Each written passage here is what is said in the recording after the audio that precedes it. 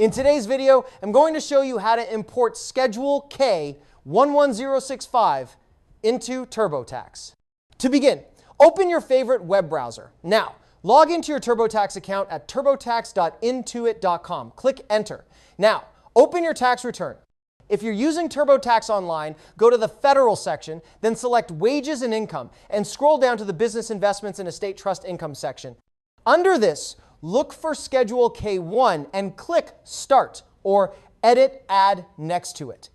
TurboTax will ask you which type of K-1 form you received. Choose Form 1065 Partnership.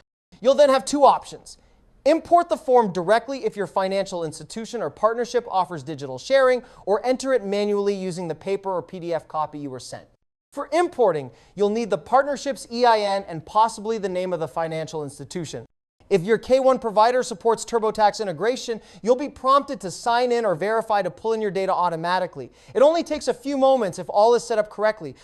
If you're entering it manually, have your K-1 in front of you.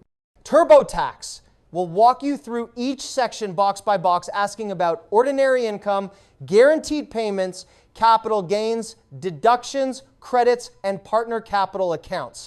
Make sure you match everything exactly as it appears on the form.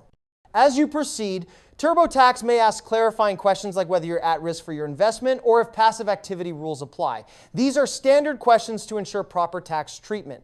Once complete, TurboTax will summarize the information for your review before moving on.